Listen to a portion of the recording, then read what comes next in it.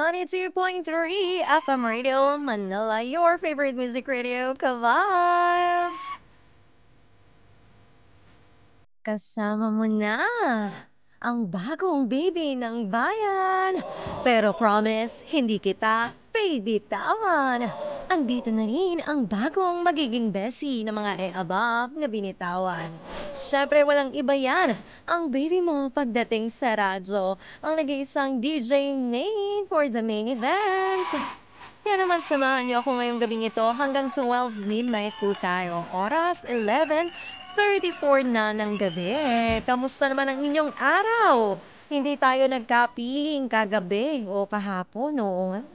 Nang dahil nga sa rason na sumakit ang aking likod. Likod? Ano yun? Sign of aging?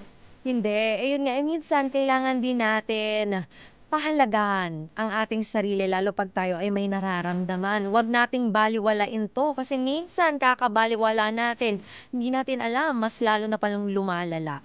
Kaya kagabi talaga naman, nagpamassage ako para kahit papano maibsan ang sakit ng likod ko. Pero ayun nga, salamat sa nagmasahe sa akin. Talaga naman napakasarap ng masahe at nawala ang sakit ng likod ko. Kaya ikaw ka-vibes, kung napapakinggan mo ito, sign na yan ha, na magpamasahe ka din naman. Kasi importante yan no, kahit isang beses sa isang buwan kung ikaw ay nagtitipid o kahit twice a month.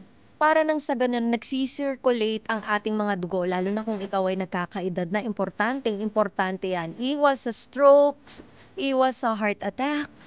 Kaya yung mga driver natin, naku po, alam kong sobrang sipag kayo at nanghihinayang kayo sa barya o sa inyong kinikita para ipamasahe yan. Wag niyong panghinayangan ang inyong kalusugan. Importante yan. Yung nagpapamasahe tayo. Nang sa ganun, makadaloy ng maayos sa mga barado nating ugat, di ba?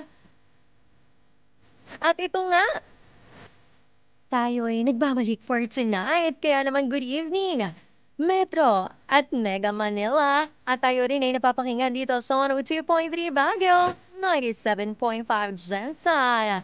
At sa ating FM Radio Philippines app na Mapaluson, Visayas at Mindanao, talaga naman nakatutok at nakikinig. Ganon din ang ating mga ka-vibes at baby kong OFW na tayo ang ginagawang breakfast sa morning nila.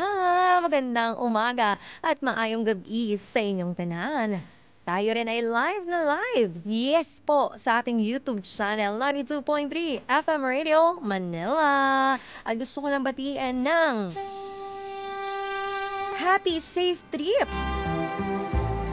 sa manugang ni Bernard Tennant Laurejas na pabalik na ng Canada, si Ja Barrera Castro Santos, at sa kanyang mga apo na si Cassie Austin and Kaylin. Ayan, magandang gabi sa inyo. Mag-iingat po kayo palagi. At gusto ko rin batiin ang mga ka-vibes natin na nakatutok, mapaaraw man o gabi. Talaga naman mga loyalista. Adrian Sabroso, Alteza Herrera Sino Cruz, Gloria King Gerard Mesiano, Mary Delight, William Mortel, Bernard TV, Lawrence Manipur, Daddy Val TV, Cassie Sino Cruz at ang kanyang buong family. Ayan, magandang gabi po sa inyong lahat. Huwag na natin patagalin ito. Sino kaya ang nag-confess ngayong gabi? At ano kaya ang kanyang kinonfess? Kaya naman, tara na sa main confessions. May mga lihim ka bang gustong sabihin? O mga sikretong gusto mong aminin? Halika't ating pag-usapan sa main confessions.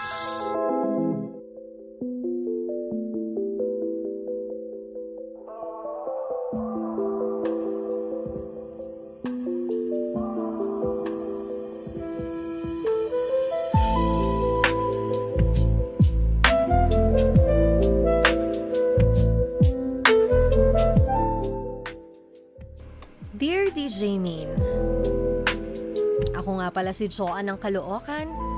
31 years old na ako at may asawa. 3 taon na kaming kasal pero wala pa kaming anak. Madalas din kasing busy sa trabaho ang asawa ko. Nakakahiyamang sabihin pero hindi napupuna ng asawa ko ang pangangailangan ng aking katawan. Madalas siyang pagod at walang gana sa tuwing kami ay nasa kama. Narito ang aking main confession. Nakilala ko ang isang lalaki na itago na lang natin sa pangalang John. Parang tadhana ang gumawa ng paraan para magtagpo kami. Pareho kaming dumalo sa isang out-of-town company seminar, iisang mesa, iisang inuman at iisang silid sa gabi ng kalasingan. May pagkabolero si John sa mga babae. Sa itsura pa lang niya ay halata mo nang magaling magpakilig ng mga babae. Habang nasa inuman ay madalas magtama ang aming mga mata. Nararamdaman ko din na sinasadya niyang magdikit ang aming mga balat sa ilalim ng lamesa. Ewan ko ba, DJ Main? Dahil siguro malungkot ako sa marriage ko kaya parang nakakaramdam ako ng kilig sa ginagawa ni John. Para kaming mga hayop na nagpapakiramdaman. Pinipigilan ng sarili hanggang sa hindi na namin kinaya.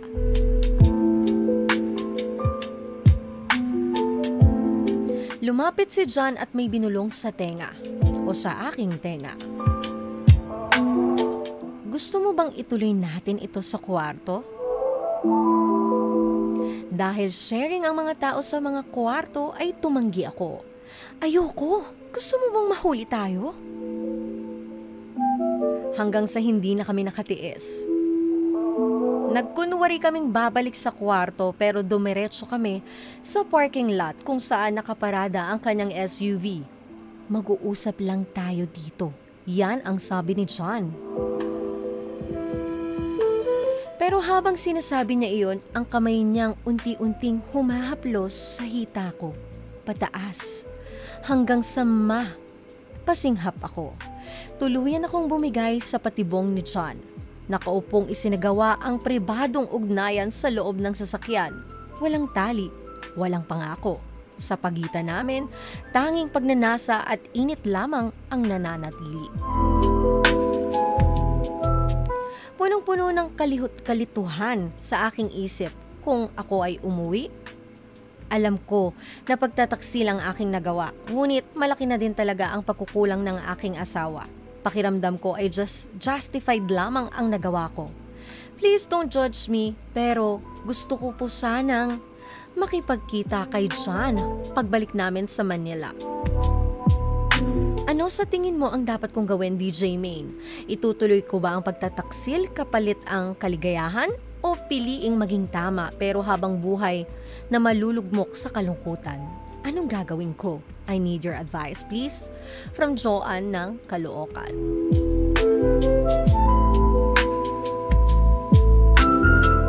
Pwedeng-pwede kayong magbigay ng inyong advice, komento, opinion para kay Joanne.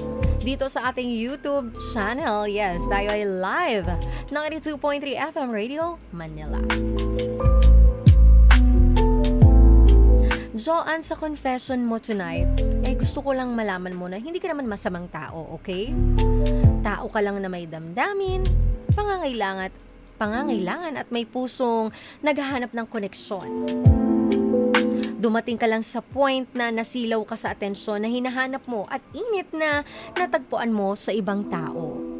Pero ang tanong ko sa'yo, Joanne, yung init ba na naramdaman mo kay John ay sapat na dahilan para sirain ang isang kasal na itinayo ninyo ng asawa mo? Worth it ba ipagpalit ang isang gabi na puno ng init sa 3 taong pagsasama nyo as mag-asawa? Kasi kung sinasabi mong malaki ang pagkukulang ng asawa mo sa'yo, sinubukan mo bang kausapin siya tungkol dito? Nang totoo nang buo, ayon sa nararamdaman mo sa relasyon ninyo. Hindi kasi rason yung nagkulang ang asawa mo kaya nagawa mo yan. Despite of may pagkukulang siya, kung totoong mahal mo siya at may respeto ka para sa relasyon ninyo at para sa kanya, hindi mo itong magagawa. Unless, hindi mo talaga siya mahal. Kumbaga nandun ka lang sa nangihinayang ka na lang doon sa nabuo yung relasyon. Kasi may mga ganyang relationship eh. Hindi na nila mahal talaga yung kinakasama na nila. Pero just for the sake of sayang yung relationship, yung iba naman dahil na lang sa anak, eh nag-i-stay pa rin sila. Kasi kung di ka naman talaga na masaya, you can leave the relationship. Hindi mo need gumawa ng ganitong ikakasakit ng partner mo. Oo, valid. Yang nararamdaman mo dahil ikaw ay nasaktan din. Dahil sa pinaparamdam sa'yo ng partner mo na feeling mo may pagkukulang siya. Pero baka naman kasi kaya akala mo may pagkukulang kasi hindi ka marunong makontento.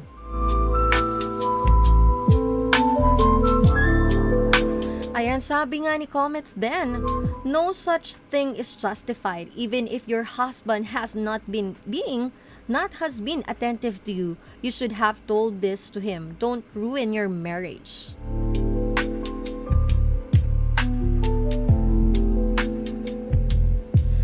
Baka nga hindi ka nga kasi kontento kaya mo nagawa yan. True contentment is not having everything, but in being satisfied with everything you have.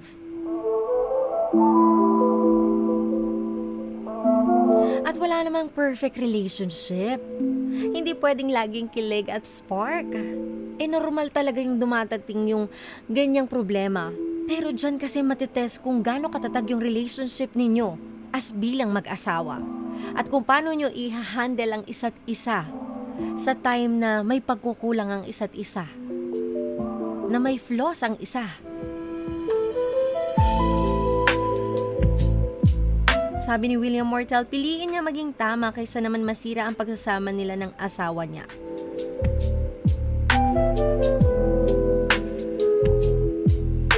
At sa nakikita ko, Joanne, wala kayong open communication. Sana binigyan mo din siya ng chance na marinig ang side niya. Bakit nga ba? Sobrang busy niya. Who knows? Actually, dapat ikaw nga nakakaalam dahil ikaw ang asawa niya. Magkasama kayo sa isang bubong. Baka naman kaya siya ganyan ka-busy, nagsusumikap siya para sa future ninyo, di ba? Hindi mo ba na-appreciate yun? Naisip mo ba yun? Kaya sana inopen mo yan sa kanya kung namimiss mo na siya. Di ba pwede mo naman siya kausapin na, uy, love, baka nakakalimutan mo, may asawa ka.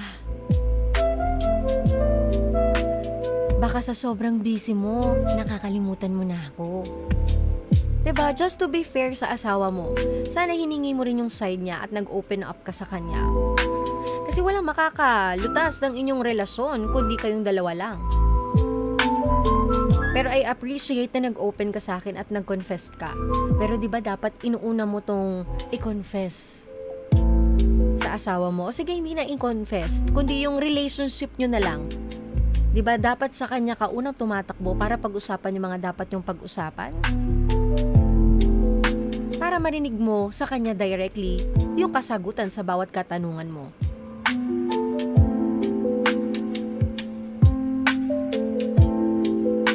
Sabi ni Boss Noy, 3 taon kayong kasal at ipagpapalit mo sa isang gabing puro init ng katawan ng attachment.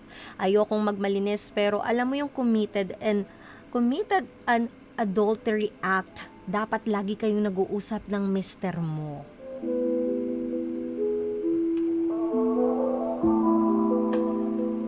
Si John, hindi siya ang sagot sa kalungkutan mo, Joanne.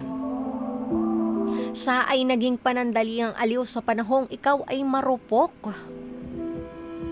Pero hindi siya ang solusyon, Joanne. Maaring sa kanya mo naramdaman ang init at kilig na nawala, pero isipin mo mabuti. Ang tunay na relasyon ay hindi tungkol lang sa init. Ito dapat ay may tiwala, respeto at commitment nyo para sa isa't isa. At mukhang hindi mo na ibigay yon sa iyong partner. Pero kung sa tingin mo ay hindi mo na kaya talagang manatili dito sa relationship nyo ng iyong asawa at hindi ka na talaga masaya, mag-usap kayo. Harapin nyo yung problema. At kung wala na talagang maayos, gawin mo itong tama, sa tamang paraan. Nang walang masasaktan, na wala kang niloloko.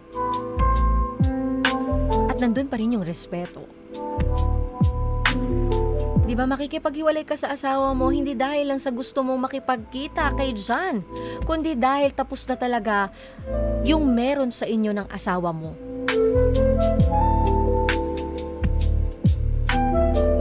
Pero kung sa puso mo naman, may pagmamahal talaga sa asawa mo at mararamdaman mo yan, ipaglaban mo yan, Joanne. Kailangan nyo lang talaga ng open communication sa isa't isa. At ayusin yung mga bagay-bagay ng between lang sa inyong dalawa. About kay John, ako, wala akong masabi kay John. Kasi lahat ng John lang talaga sila magaling, oo. So ngayon, I know, emotional ka. So wag kang magdedesisyon agad-agad. Kasi baka dyan ka magkamali. At pagsisihan mo bandang huli.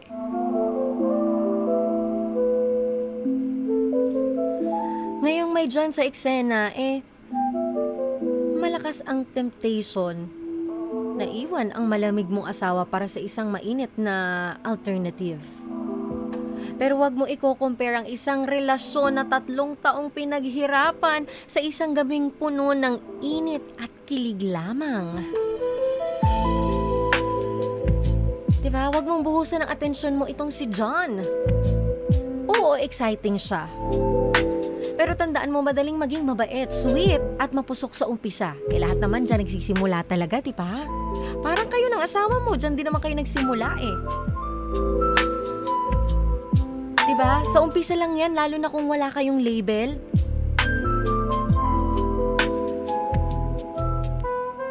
Pero kapag nagdesisyon kang iwan ng asawa mo para kay John, isipin mo itong mabuti ng paulit-ulit, tanungin mo ang sarili mo. Siya ba ang tipo ng lalaking tatayo sa tabi mo pag dumating ang totoong problema? Kaya ka ba niyang samahan sa hirap? O baka puro naman sa ginhawa lang? Hindi lahat na nagpapasaya ay kailangan nating piliin, Joanne. Kailangan natin maging matalino. At kailangan natin pakiramdaman kung ano talaga ang isinisigaw ng ating puso. It's okay maging matapang at maging totoo. Pero piliin mo ang makakapagpatulog sa'yo sa gabi. Yung hindi dahil pagod ka, kundi dahil may peace of mind ka. Diba iba yung guilt na mabibigay sa'yo nito, itong pinasok mong ito. At habang buhay yan, Joanne, kaya piliin mo kung ano yung tama.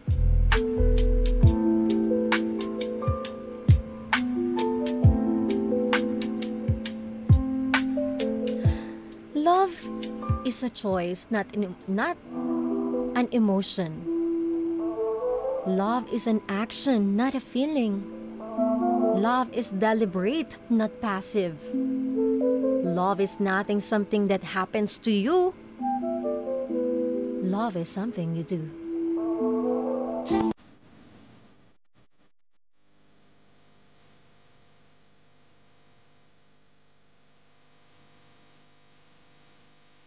Love is always a choice. May choice ka.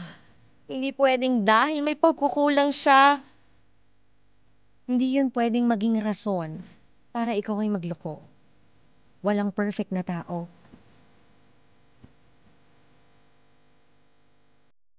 Kaya sana, Joanne, maging maayos pa ang sitwasyon ninyo ng asawa mo habang maaga pa. At sabi ko nga, kung di ka na talaga masaya, it's your right to leave the relationship. Basta nasa tama, wala kang sinasaktan, wala kang niloloko. Malinis ang konsensya mo. Para at least, kahit pumasok ka sa bagong relationship, wala kang bit-bit na guilt sa sarili mo.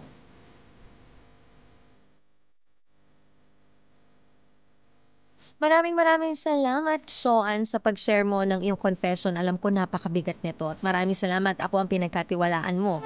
At sana, nahimasmasan ka sa mga sinabi ko.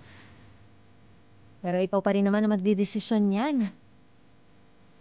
Basta, lagi mong gagawin, pipiliin mo yung tama. Maraming salamat, John, ang kalookan. At sa lahat ng mga gusto mag-confess kay DJ May, pwedeng-pwede niyong ipadala yan sa ating Facebook page, 92.3 FM Radio, Manila. O hindi naman kaya sa ating Viber, i-message niyo na yan, 0954-406-1967. At syempre, May 31 po, iniimbitahan namin kayo, isama mo na ang barkada mo. Isama mo na ang buong family. Isama mo na ang jowa mo. Mag-bonding na tayo May 31 sa UP, Sunken Garden. Maraming naghihintay sa inyong sorpresa at papremyo sa araw na yon. Kaya naman magkita-kita tayo. Ito na, huwag kang mawawala. Maraming salamat, Uy Dental Clinic. Horticulture by Caldana, Isabel Microblading, Vanity Lounge Aesthetics, Imprint Customs, Fiesta Free Game Apple to Apple, Zebra Helmets Philippines, Spink Philippines. At pwedeng-pwede nyo ako i-follow sa aking social media accounts, Facebook page, YouTube, Instagram at TikTok, Nenyo Henyo, at ang aking isang page, DJ Main 92.3. At dito sa favorite mo, Facebook page natin, YouTube, Instagram at TikTok, pare-parehas na 92.3 FM Radio, Manila. Magkarinigan at magkapilingan ulit tayo for another main confession tomorrow night. Samahan niyo ako Lunes hanggang Biyernes, 10 p.m. to 12 midnight. Dito lang yan sa favorite ninyo, 92.3 FM Radio Manila. Your favorite music radio, ka-vibes! Kasama ang baby mo sa radyo. Ang nag-iisang DJ Main for the main event na nagsasabi na worth it na ang pagpupuyat nyo. Dahil meron ng magsasabi ng good night, baby. I love you.